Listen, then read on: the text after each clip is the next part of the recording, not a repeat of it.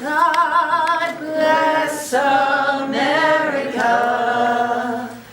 land that I love.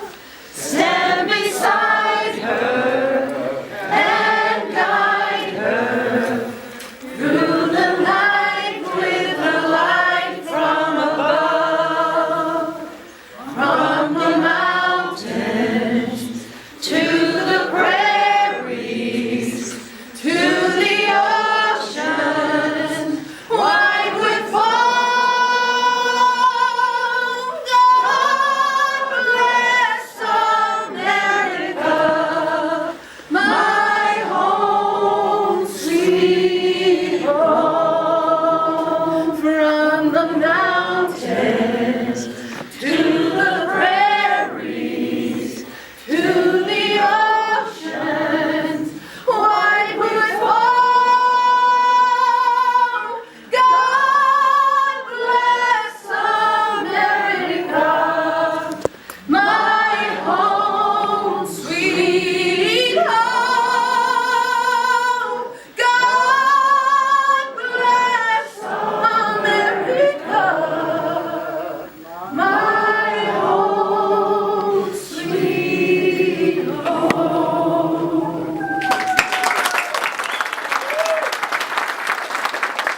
OMG. Not for God, but goodness. I'm emotional. Sitting over here weeping, trying to hold it all in. I hope I can get through all of this. Stan, thank you so much for having the vision to bring such a thing. My babies are here. This is such an aspect of part of my teaching them of, what makes America great. Thank you so much for your singing. I cry every time I hear it. I love this country. To the gentleman who stood up and reminded us about the Gold Star. We're here honoring so many veterans who made it home. But thank you for reminding us that some did not make it home. And that these are the stories we are to tell. So much form, so much ceremony, and that is who we are. These things, right? They're not just, let's present our colors, let's sing our national anthem, let's pledge of allegiance. These are not just things we do because we're bored or because we need, something to do in between time before the speaker comes up, but these things truly are a part of our culture. They define us as American. What does it mean to be an American if not a part of these things? Pledging our allegiance, standing and taking a moment to recognize and to appreciate those who have come before us. It is truly I love this country. And there's a narrative out there that says because I'm black, I must have great disdain for this country because I'm black. That's the narrative. That's the narrative that is pushed very, very hard and very, very strong within the black community. When you have 97% of a particular race voting Democrat, in all honesty, you're born into the Democrat Party. Not only am I born into brown skin, but I'm born into the Democrat Party. This is just who you are. It's a part of your identity. You don't even question it. And if you question it, or if you stand up and say, I don't agree with the values of the Democrat Party, not only are you rejecting the party, but you are in fact rejecting yourself. You're rejecting your race. You're rejecting your people. And there's a severe punishment that goes along with rejecting yourself. You're called a little bit of every name in the book. You lose your friends. I lost all of my friends, except for 2 during the 2016 election. I was able to maintain 2 of them. But for the most part, it's such a personal thing when you decide as a black person, for example, I'm sure for any other ethnic group as well. I mean, even the Jewish population, you vote 72% Democrat. So to stand up and say, I'm an individual, I believe in the self-determination of this nation is, it's a big deal. Now, I wasn't going to talk about any of that, but I'm so grateful. So grateful for this. Because, civics, hearing stories, these things aren't told anymore. They aren't taught anymore. Our schools are filled with which bathrooms do you want to go into? Those are the things our young people are learning. Hence, one of the very big reasons why I decided to homeschool my kids 5 years ago. And I'm so very grateful to God that He gave me that epiphany of what my husband and I, what our family should embark upon. And I'm so very grateful for that today. But a little bit of what I want to talk about and what Stan invited me here to talk about is my second favorite topic. I mean, I love veterans, but I love talking about our Constitution. And let me just start off with something that Obama said in his farewell speech on January 10th, 2017, and I quote, "Our Constitution is a remarkable and beautiful gift, but it's really just a piece of parchment. It has no power on its own. We the people give it power. We the people give it meaning with our participation and with the choices we make, with the alliances we forge, whether or not we stand up for our freedoms, whether or not we stand up and enforce the rule of law," end quote. Now, to many, all of that sounds like very pretty words. And let me admit, Obama was the master at stringing together very pretty words. But the trick is knowing how to read in between the lines. Now, what he was doing was paraphrasing, in essence, one of our founding fathers, our fourth president, James Madison, where he wrote that our Constitution is, quote, "a mere parchment barrier," end quote. A mere paper barrier if the branches of government refuse to exercise their checks and balances on each other's power. Very different meaning. Whereas you have one who says our Constitution is nothing but a piece of paper. Really, what the intent was, our Constitution has power all by itself. We the people don't give the Constitution power. The Constitution has power all by itself, and it's incumbent upon the three branches of government to hold each other within the confines of that power.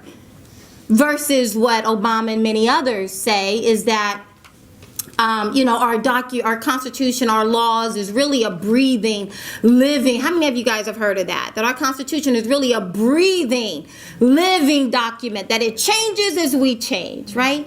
Now, several years ago, I did a study of the Bible where I looked at each time Satan is quoted saying something.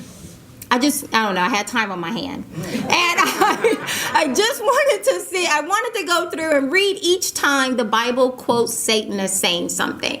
And what jumped out at me almost immediately is that you never hear Satan saying, well, I think, I feel, I believe. Well, in my opinion, you never hear him say that. Instead, every single time he's quoted, he takes a portion of truth, twists some nuance that changes the entire intent. Now, I'm not calling Obama Satan. For those who are recording me, I am not calling him Satan. However, the strategy still applies. Obama says our Constitution is just a piece of paper. And the day after January 11th, 2017, if you Google it, everyone in media was talking about it. Our Constitution is just a piece of paper, and we get to decide who we are as Americans, right? I'm not calling him Satan, but it's a strategy of twisting key aspects, because that's not what our founding fathers thought of our Constitution. They did not think it was just a piece of paper and we can rip it up and rewrite it as we go. Instead, they saw it has power all by itself. And our job is, or our Congress, our three branches job, is to hold each other accountable. And you and I get to hold Congress and the president accountable at the ballot box. You see how that works? But the Constitution in and of itself has powers all by itself. But politicians like Obama and others have a remarkable arrogance in their ability to take disconnected sentences, run them together as if a complete thought was intended.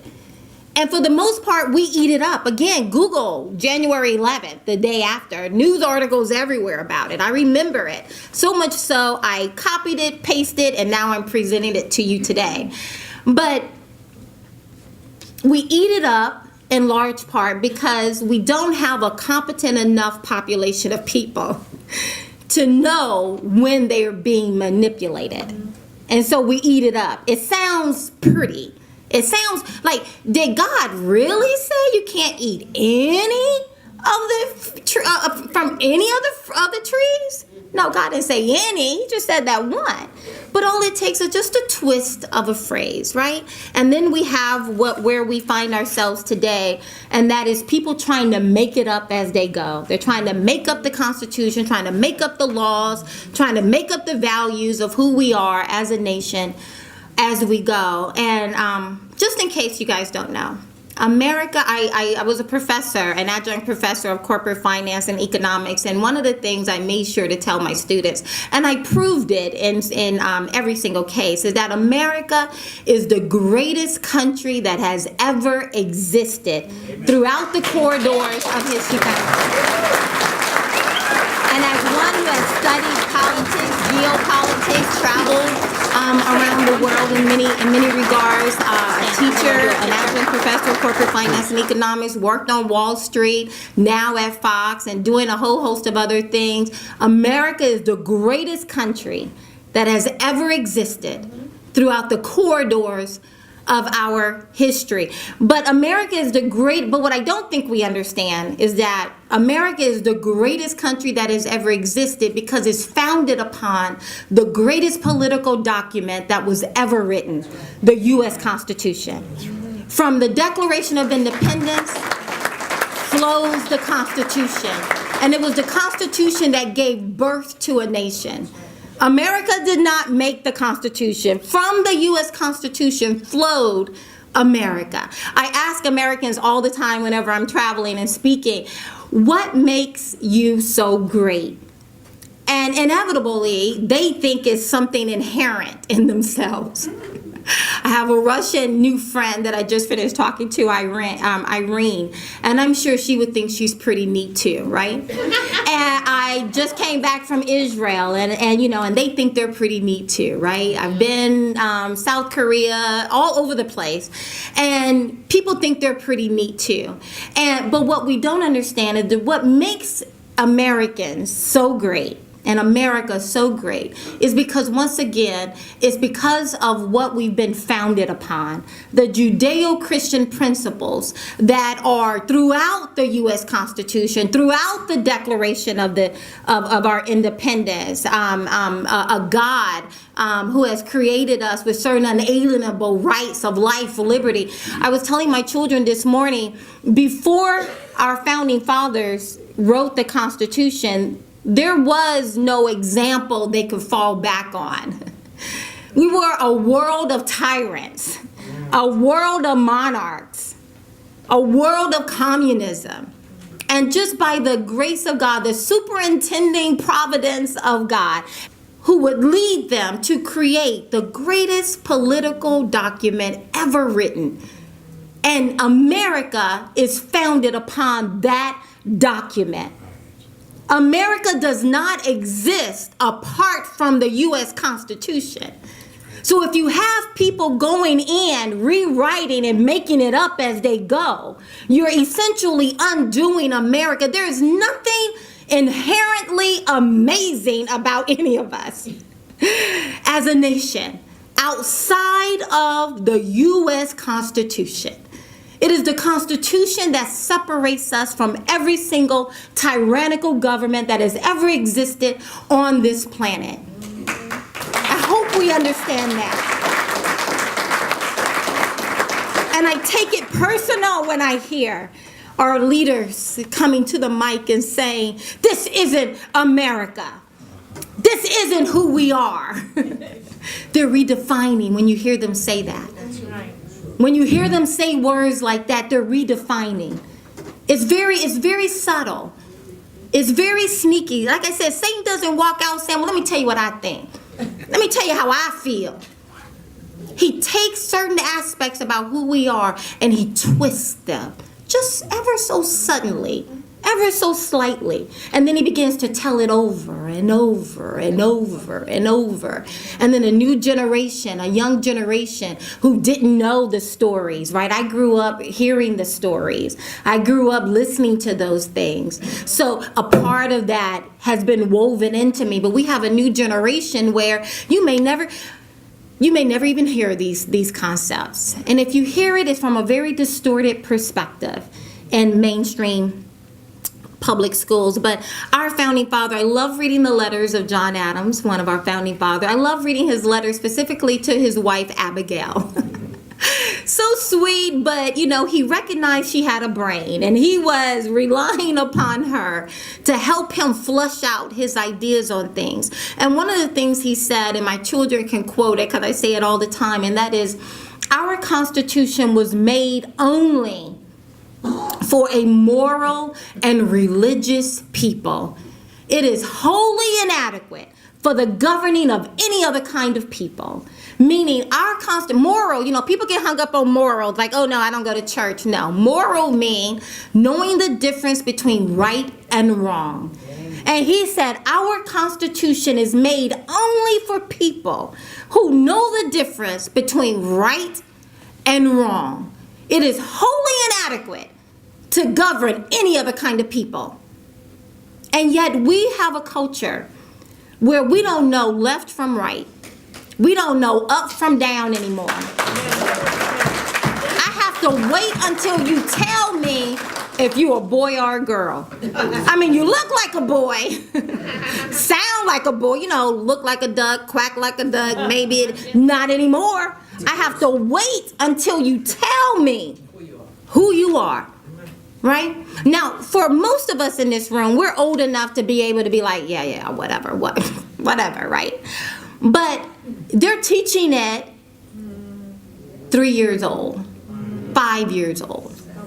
What do you think going to happen in 20 years when those little babies become adults and now they are our future leaders, our future bankers, our future accountants? How many of you want an accountant who don't know the difference between right and wrong? But we're teaching a whole new generation that you can't trust yourself. You can't trust your eyes. Your eyes may be telling you one thing, but wait, you may be wrong. Test and see which way the wind blows. And our Constitution, once again, is made for people who know what? The difference. But in this culture, it's going to cost you something to draw a line in the sand. Because enough of us have been quiet long enough, have stuck our head in the sand long enough, have tried to make, God is love long enough that now when we stand up and say, I am not confused. It does not mean I don't love you. I'm a firm believer. You like it, I love it. If you want to do it, God bless you. That's between you and your God. We're not Iran where we throw certain people over buildings because we don't agree with their lifestyle choices. We're not beasts of burdens like that, right? So if you like it, I love it, I could care less. Now I do begin to care when you begin to force it upon me and begin to make laws that impede upon my First Amendment or my ability to raise my children the way I want to raise. Now I have a problem. Now I'm going to start talking back, right? But before then, hey, you like it, I love it. Do what you do. I could care less. It takes all my energy just to live my own life. I don't run around trying to live other people's lives. But when you would bring your lifestyle, your choices into my life, now you have given me permission to say something, right? But we're now living in a culture where you don't even have to be black to be black anymore. How many of y'all have seen Rachel Dolezal? Remember her? I remember watching, I think it was MSNBC, Melissa Harris Perry do a show with her in it, and Melissa Harris Perry asked the question, well, could she be black? I'm like, no, she can't be black. Both parents, biological parent, blonde hair, blue eyes. How in the world did that happen? But hey, it's a slippery slope, right? It becomes a slippery slope. And who's to say? Now we have certain groups of people doing story time in front of 3-year-olds. Because who are you to say anything different, right? But that's the world in which we live in. And I am a firm believer that if you want to undo America, and there are people who want to undo America, where you can create morality as you go. For example, border walls are now immoral. Out of the blue. Like that just happened. I mean, are you even sovereign if you have no control over who's coming in and going out of your country? If you don't know who people are, where they're going, how they're going to protect themselves? Are you even sovereign? Can you even call yourself a nation at that point? But all of a sudden, to protect your sovereignty is now considered immoral. You see that?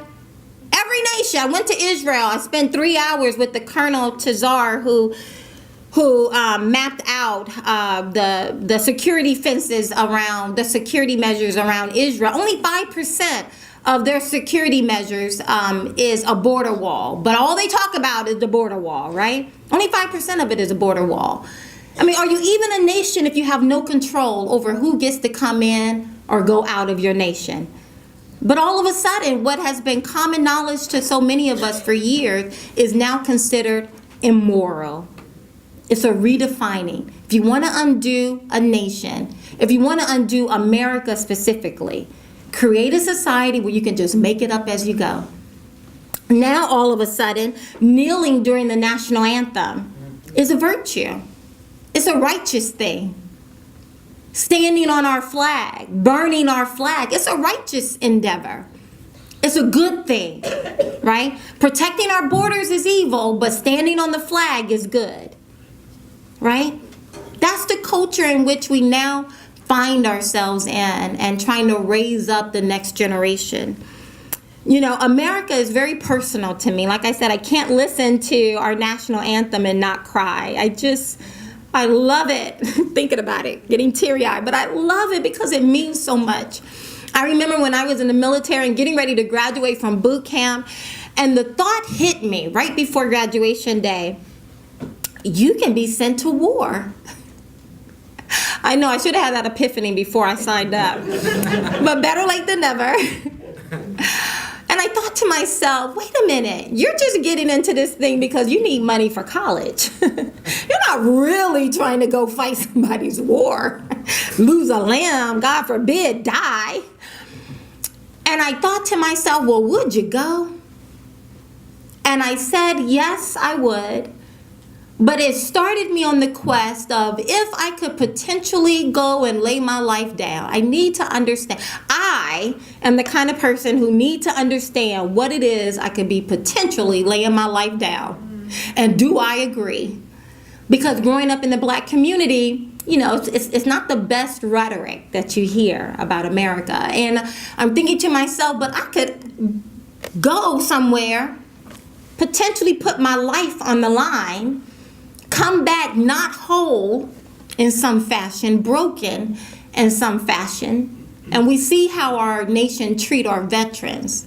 We were talking a few minutes ago. What was the term you gave me? Indifference to medicine. Yes, an indifference towards our veterans. Just a huge indifference. It's just, I mean, like, there, you know, it's one thing to be actively neglected, but, you know, just to be like, whatever. I mean, such disrespect. right? At least if you're intentionally putting some thought into dismissing me, I know that I must be on your mind because you're intentionally trying to dismiss me. But if it's just like, whatever. I mean, just such a disdain. And then we had Alexandria Ocasio-Cortez say just a couple of days ago, if it ain't broke, don't fix it, referencing the veteran, the VA hospital. 22 veterans commit suicide every day. But hey, it ain't broke. Don't worry about it. It's just a gimmick.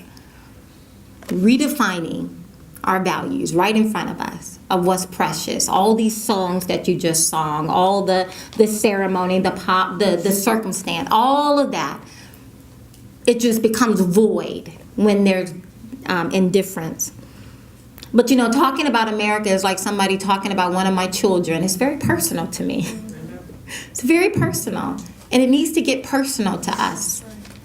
There was a time right before President Trump took office where I would hear people try to say something nice about America, and then they'd be like, oh, well, but I know. No, stop with the nice part. We don't need to apologize. There are things we've done.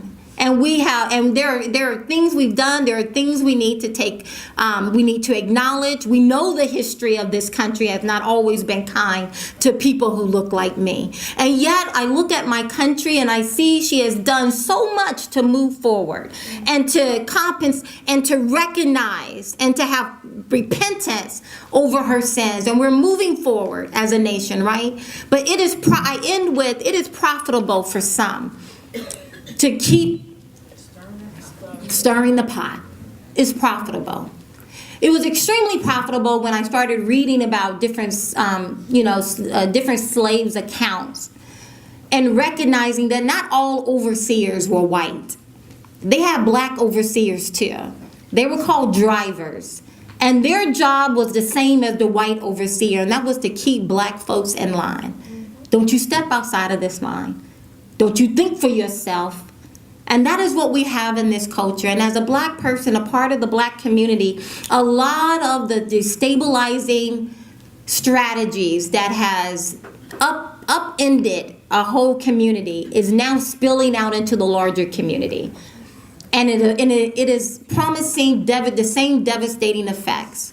What we've seen in the black community, it is devastating our broader American community. And I'm so very grateful for opportunities like this to be able to come share about the importance of our Constitution, to come and remember the 1%ers of us who stand guard while the rest of you sleep at night.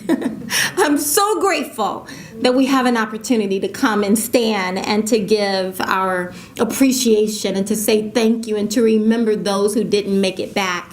And to continue to push forward for the next generation our culture, our American culture. Amen? Amen. Thank you, guys.